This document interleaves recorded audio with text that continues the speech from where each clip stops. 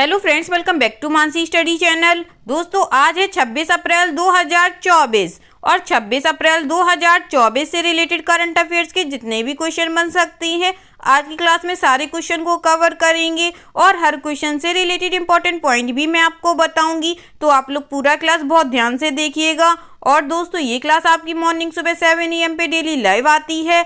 आप सभी लोग सुबह 7 बजे इस क्लास के लिए तैयार रहा करिए। इससे आपकी तैयारी करंट अफेयर्स में बेहतर होने वाली है और आगे आने वाले सभी एग्जाम में आप लोग करंट अफेयर से रिलेटेड जितने भी टाइप के क्वेश्चन एग्जाम हॉल में पूछे जाते हैं, आप उन सभी टाइप के क्वेश्चन का आंसर बहुत इजीली दे पाएंगे। तो चलिए देरी न करते हुए आज के पहले क्वेश्चन पर आते हैं।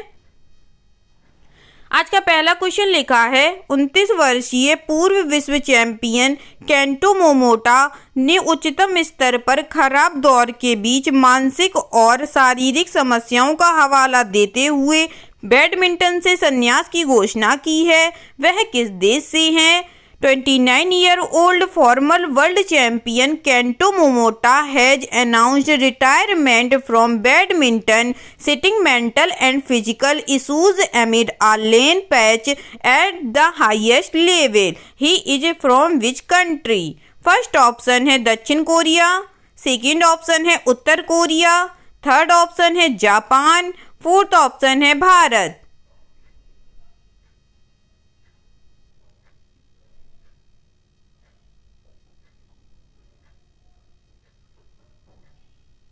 जल्दी से बताइएगा दोस्तों, इस क्वेश्चन का राइट आंसर क्या हो जाएगा?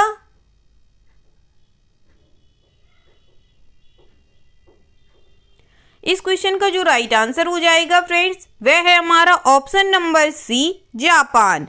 चलिए इससे रिलेटेड इंपॉर्टेंट पॉइंटों को पढ़ते हैं।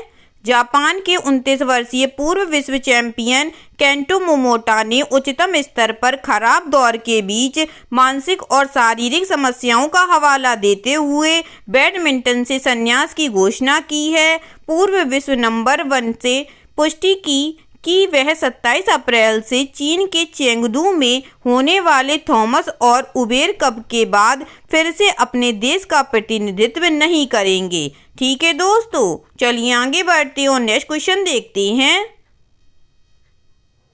नेक्स्ट क्वेश्चन लिखा है दोस्तों, भारत ने दोनों देशों के बीच ऑडिटिंग के क्षेत्र में सहयोग और विशेषज्ञता के आदान प्रदान को बढ़ाने के लिए किस देश के साथ समझौता ज्ञापन पर हस्ताक्षर किए हैं?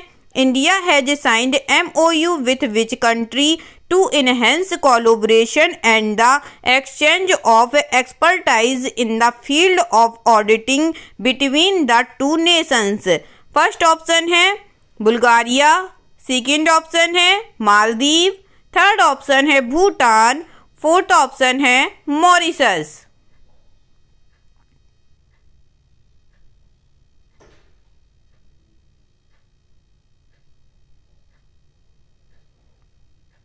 बताइएगा फ्रेंड्स, भारत ने दोनों देशों के बीच ऑडिटिंग के क्षेत्र में सहयोग और विशेषज्ञता के आदान प्रदान को बढ़ाने के लिए किस देश के साथ समझौता ज्ञापन पर हस्ताक्षर किए हैं?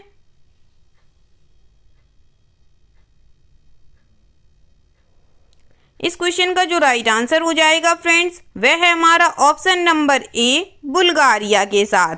चलिए इससे रिलेटेड इंपॉर्टेंट पॉइंटों को पढ़ते हैं।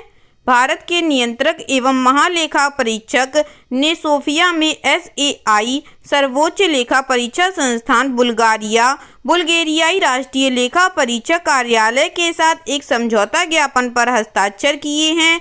दो सर्वोच्च ऑडिट संस्थानों द्वारा हस्ताक्षरित समझौते का उद्देश्य दोनों देशों के बीच ऑडिटिंग के क्षेत्र में सहयोग और विशेषज्ञता के आदान प्रदान को बढ़ाना है। ठीक है दोस्तों, चलिए आगे बढ़ते हैं और नेक्स्ट क्वेश्चन देखते हैं। नेक्स्ट क्वेश्चन लिखा है फ्रेंड्स, भारत ने किस वर्ष तक मलबा मुक्त अंतरिक्ष मिशन हासिल करने की घोषणा की है? India has made a declaration to achieve debris free space mission by which year? First option है 2026, सेकेंड ऑप्शन है 2030, थर्ड ऑप्शन है 2032 या फोर्थ ऑप्शन है 2036।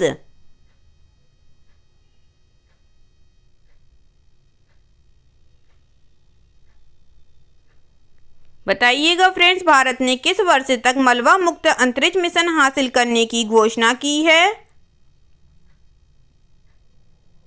इस क्वेश्चन का जो राइट आंसर हो जाएगा फ्रेंड्स, वह है हमारा ऑप्शन नंबर बी 2030 तक। चलिए इससे रिलेटेड इंपॉर्टेंट पॉइंटों को पढ़ते हैं। भारत ने 2030 तक मलबा मुक्त अंतरिक्ष मिशन हासिल करने की घोषणा की है। भारतीय अंतरिक्ष अनुसंधान संगठन इसरो के अध्यक्ष एस सोमनाथ ने 42वीं अंतर एजेंसी अंतरिक्ष मलबा समन्वय समिति की वार्षिक बैठक में यह घोषणा की। इस पहल का लक्ष्य 2030 तक सभी भारतीय अंतरिक्ष कलाकारों, सरकारी और गैर सरकारी द्वारा मलबा मुक्त अंतरिक्ष मिशन हासिल करना है। ठीक है दोस्तों, चलिए आगे बढ़ते हैं और नेक्स्ट क्वेश्चन देखते हैं।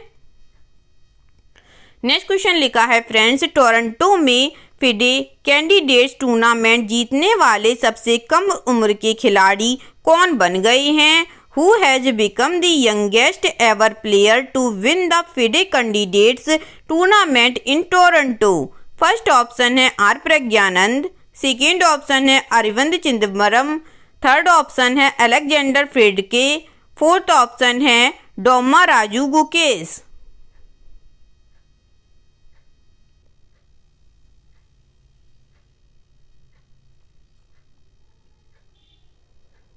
बताइएगा फ्रेंड्स, टोरंटो में फिडे कैंडिडेट्स टूर्नामेंट जीतने वाले सबसे कम उम्र के खिलाड़ी कौन बन गए हैं? इस क्वेश्चन का जो राइट आंसर हो जाएगा फ्रेंड्स, वह है हमारा option number D, Doma Raju Gukesh बन गए हैं। चलिए इस क्वेश्चन से रिलेटेड इंपॉर्टेंट पॉइंटों को पढ़ते हैं। शतरंज में चेन्नई के 17 वर्षीय भारतीय प्रतिभाशाली डोमा राजू गुकेश ने टोरंटो में फिडे कैंडिडेट्स टूर्नामेंट जीतने वाले सबसे कम उम्र के खिलाड़ी के रूप में इतिहास रचा। अंतिम राउंड में गुकेश ने साथी खिताब के दावेदार यूएसए के हिकारू नाकामुरा को काले मोहरों से ड्रॉ पर रोका, लेकिन उनका भाग्य दूसरे बोर्ड पर तय हो गया, जहां इयान नेपोमनियाची और फेबियानो गारुआना ने ड्रॉ से पहले 109 चालों तक संघर्ष किया। ठीक है दोस्तों, चलिए आगे बढ़ते हैं और नेक्स्ट क्वेश्चन देखते हैं। नेक्स्ट क्वेश्चन लिखा है फ्रेंड्स, बीमा विनियामक और विकास प्राधिकरण ने स्वास्थ्य बीमा पॉलिसी खरीदने वाले व्यक्तियों के लिए स्वास्थ्य बीमा खरीदने के लिए कितनी आयु सीमा को समाप्त कर दिया है? Insurance regulatory and development authority has scraped age limit for purchasing health insurance for individuals buying health insurance policies. First option है 55 ईयर्स, सेकेंड ऑप्शन है 60 ईयर, थर्ड ऑप्शन है 65 ईयर या फोर्थ ऑप्शन है 70 ईयर्स।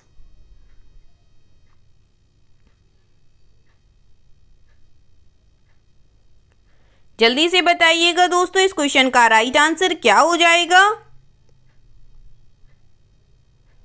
इस question का जो right answer हो जाएगा फ्रेंड्स, वह है हमारा ऑप्शन नंबर सी 65 ईयर्स। चलिए इससे रिलेटेड इंपॉर्टेंट पॉइंटों को पढ़ते हैं। बाजार को व्यापक बनाने और स्वास्थ्य देखभाल खर्चों से पर्याप्त सुरक्षा को बढ़ावा देने के उद्देश्य से बीमा विनियामक IRDAI ने स्वास्थ्य बीमा पॉलिसी खरीदने वाले व्यक्तियों के लिए 65 वर्ष की आयु सीमा हटा दी है। यह उन पारंपरिक बाधाओं से एक महत्वपूर्ण विचलन का प्रतीक है जो व्यक्तियों को व्यापक कवरेज हासिल करने में सीमित करती है।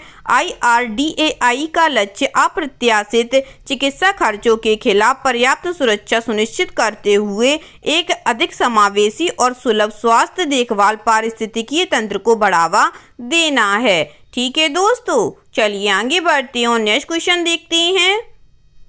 नेक्स्ट क्वेश्चन लिखा है फ्रेंड्स, अनिश्चित वैश्विक आर्थिक परिस्थितियों के बीच मार्च 2024 को समाप्त वर्ष में भारत का बाह्य प्रत्यक्ष विदेशी निवेश या विदेशी प्रत्यक्ष निवेश प्रतिशत घटकर 28.64 बिलियन हो गया। India's outward foreign direct investment और overseas direct investment declined by percent to $28.64 billion in the year ended March 2024 amid uncertain global economic conditions. First option है 39%, सेकेंड ऑप्शन है 49%, थर्ड ऑप्शन है 59% या फोर्थ ऑप्शन है 69%।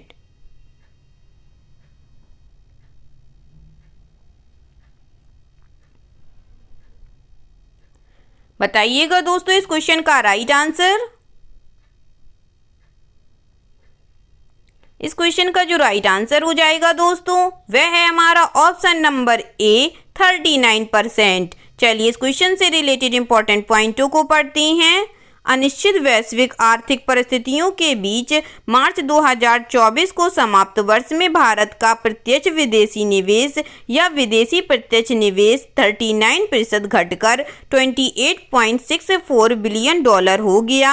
RBI के आंकड़ों के अनुसार मार्च 2023 को समाप्त वर्ष में बाहरी एफडीआई जो कुल वित्तीय प्रतिबद्धता द्वारा दर्शाया जाता है 46.96 बिलियन था। ठीक है दोस्तों, चलिए आगे बढ़ते हैं और नेक्स्ट क्वेश्चन देखते हैं। नेक्स्ट क्वेश्चन लिखा है फ्रेंड्स, किस भुगतान बैंक ने पर्यावरण अनुकूल NCMC national common mobility card सक्षम क्रेडिट डेबिट और प्रीपेड कार्ड लॉन्च किया है? Which payment bank has launched eco friendly NCMC national common mobility cards enabled debit and prepaid cards? First option है Airtel payments bank, second option है India post payment bank, third option है Fino payment bank या fourth option है Paytm payment bank.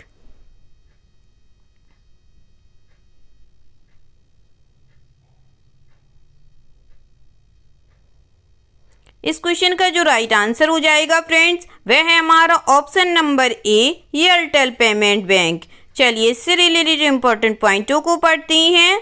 Airtel payment bank ने पर्यावरण अनुकूल NCMC national common mobility card सक्षम debit और प्रीपेड कार्ड लॉन्च किया है। रुपे द्वारा संचालित इन इंटरऑपरेबल कार्डों को लॉन्च करने के लिए बैंक ने national payments corporation of India के साथ साझेदारी की है। यह लॉन्च भारत के one nation one card vision के प्रति बैंक की प्रतिबद्धता के अनुरूप है।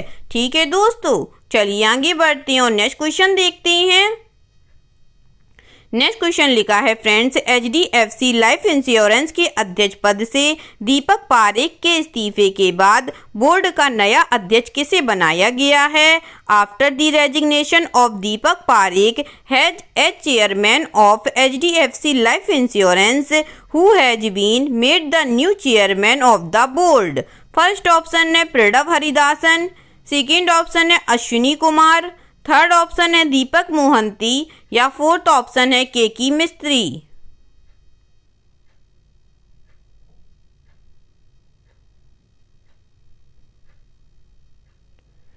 जल्दी से बताइएगा दोस्तों, HDFC लाइफ इंश्योरेंस के अध्यक्ष पद से दीपक पारेख के इस्तीफे के बाद बोर्ड का नया अध्यक्ष किसे बनाया गया है?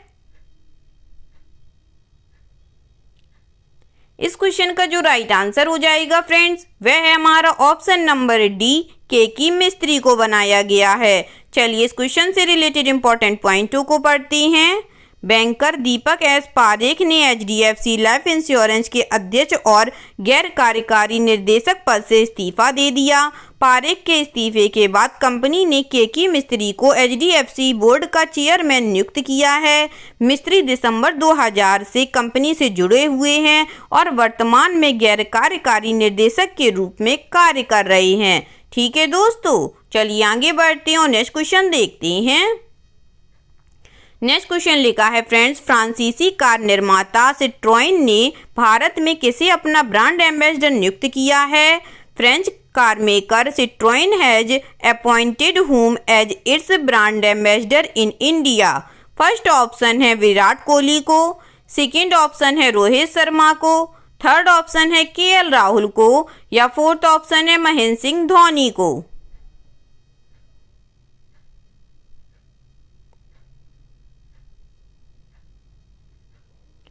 बताइएगा फ्रेंड्स, फ्रांसीसी कार निर्माता सिट्रोइन ने भारत में किसे अपना ब्रांड एम्बेसडर नियुक्त किया है?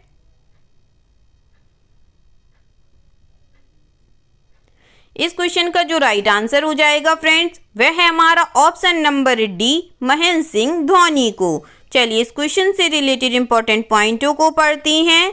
MS धोनी ने सिट्रोइन का नया ब्रांड एम्बेसडर नियुक्त किया।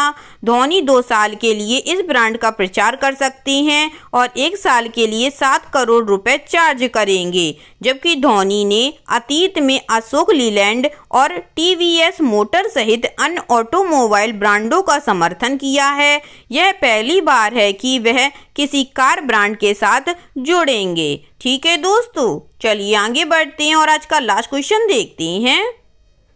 आज का लास्ट क्वेश्चन लिखा है फ्रेंड्स, भारत क्षेत्र के लिए इंटेल के प्रबंध निर्देशक MD के रूप में किसे नियुक्त किया गया है? Who has been appointed as managing director of Intel for India reason?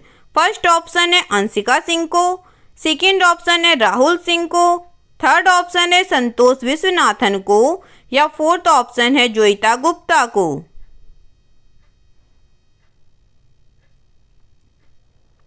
जल्दी से बताइएगा दोस्तों, भारत क्षेत्र के लिए इंटेल के प्रबंध निर्देशक के रूप में किसे नियुक्त किया गया है?